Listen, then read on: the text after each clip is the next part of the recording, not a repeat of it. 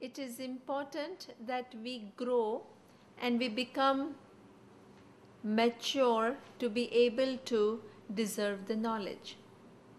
What does it mean to be mature? Maturity comes in the form of how you handle your desires, what choices of actions you take. How do you take the result of the action? This defines how mature you are as a human being. We have seen that whole life is lived with performing actions, making the choices and taking the result, and still we know so little about what we have control over and what we don't have control over. So the previous verse talked about karmanyevadhikaraste ma phaleshu kadachana, getting that basic relationship between what is something within purview of my influence and what is not within my purview of influence. Action I have a choice over, but the result I don't have a choice over. So when I choose the action, what is the criteria that I use? I use two basic, very important criteria. The first is the ethics. What is it which is the right thing to do and what is not the right thing to do? Depending upon that, I will decide what I may have a desire, but whether I should go along with that desire or not would depend upon taking into consideration what is it which is the right thing to do. The second very important criteria is appropriateness. Appropriateness comes in form of, sometimes it is not just the matter of ethics. You have to make choices with reference to your life. Your son wants to go and do art and you think that he should be engineer. So how much do you push? What do you do? Do you let him do what he wants to do, or do you convince him with reference to the choices that you made for him? Many of the Indian community have this big issue also of their children, especially the Indians who are growing up abroad, their children wanting to marry foreigners.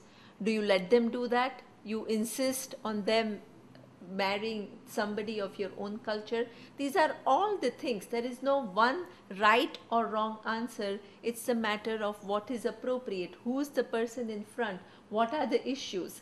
And this is where we talk about there is appropriateness. You have to decide what is the right response at a given point in time, taking into consideration many different factors and making those decisions. But sometimes, in spite of using these two criteria, making certain choices, you still feel that things don't happen according to how you expected them to happen. So what is your response? And that is something, what is an appropriate response to the situations that come to you? And that is what is highlighted in this verse. This is with reference to taking the result of action. The actions and the choices were discussed before, but the result, your response to the result of the action is very much part of your maturity, and that is explained in this verse.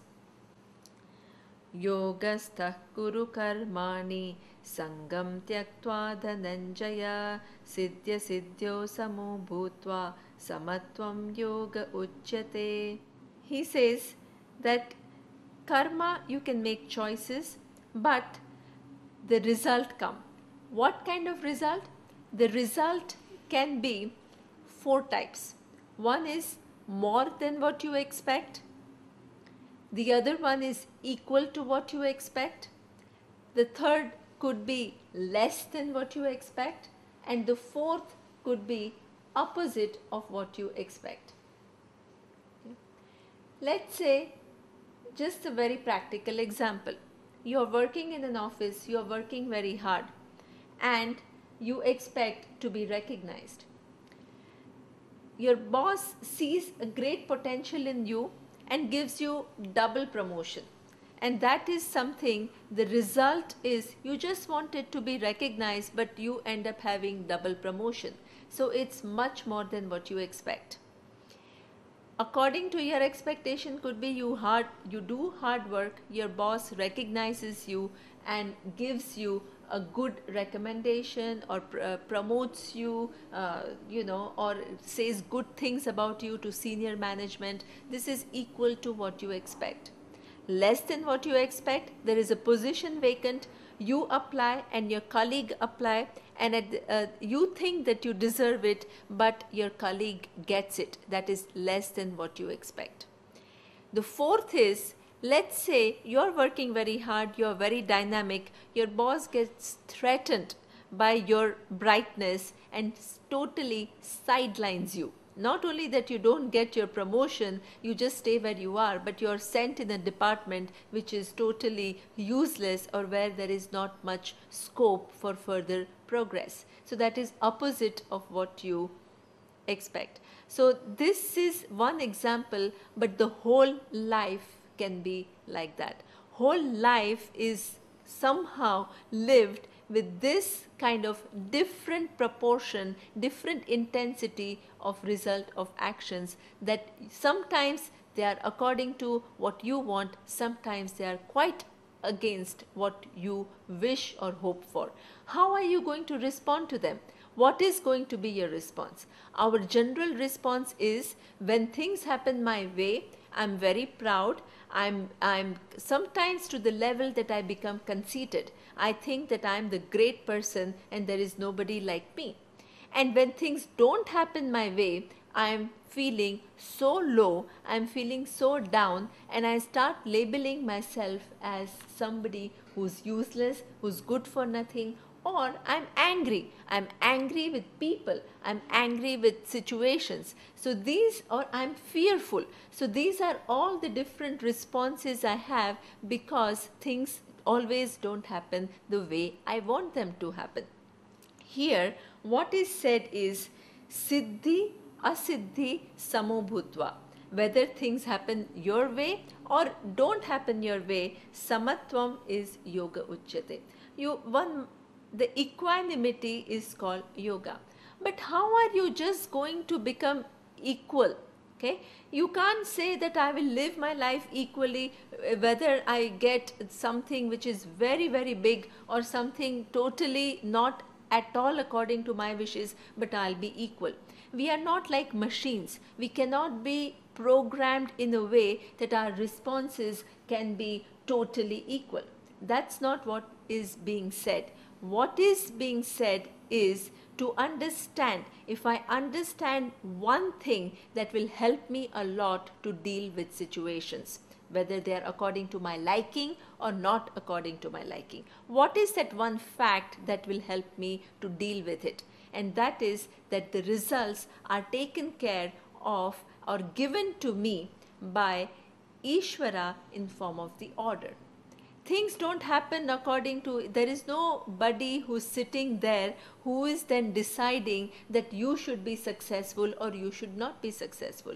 Things are happening according to the order. Things are not happening randomly.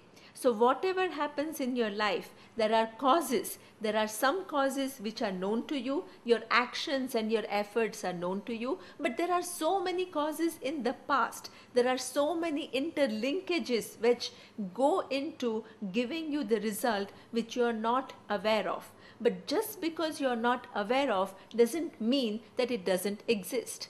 The more you understand that there are many forces which are working in harmony, which are in order, which gives you the result that you are going through or the situations that you are going through in life, then in understanding of a much bigger picture, much bigger design of things, you learn to take your life and take your expectations in perspective. It is really all about putting your life in perspective by knowing a much bigger scheme, being alive to a much bigger scheme that is there in life, which is connecting you to different situations, to different people, different circumstances, and it's connecting each one to an interdependent world. The more and more you recognize this larger design, the more and more you're able to deal with situations, whether you like it or not, whether things happen according to you or not, but with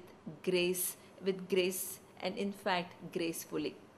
Okay, whole life becomes a life of understanding that things, there is a much bigger design than what I believe, and according to that design things are unfailing, and within that design I try to get the results the way I want. I work for it, but when things don't happen my way, I take it gracefully.